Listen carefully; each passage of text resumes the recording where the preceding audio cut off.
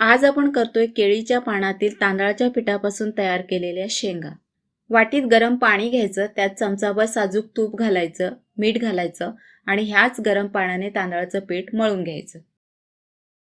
सारणासाठी पॅनमध्ये 1 वाटीभर गूळ घ्यायचं, विरघळलं की त्यात 1 वाटीभर ओल्या खोबऱ्याचा किस टाकायचा, मिक्स करायचा।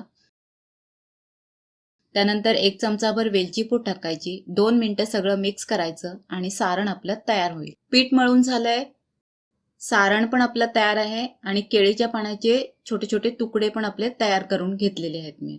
केळीच्या पानाचा तुकडा घ्यायचा, त्यावर पिठाचा गोळा घ्यायचा, गोल आकारात छोटी पोळी तयार करायची, त्यात चमचाभर सारण भरायचं आणि केळीच्या पानासकट फोल्ड करायचं ह्याप्रमाणे।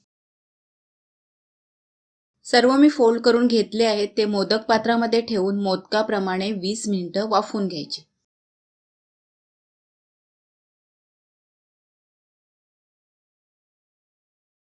वाफवल्यानंतर हे गोड गोड चवीला छान असे बिना तेलाचे केळीच्या पानातील शेंगा पौष्टिक असे तयार आहेत। रेसिपी पाहिल्याबद्दल थँक्यू। अशा जेवणासाठी लागणाऱ्या रेसिपीज यापुढे येत राहते, त्या तुम्हाला पाहिजे असतील प्लीज चॅनलला सबस्क्राईब करा।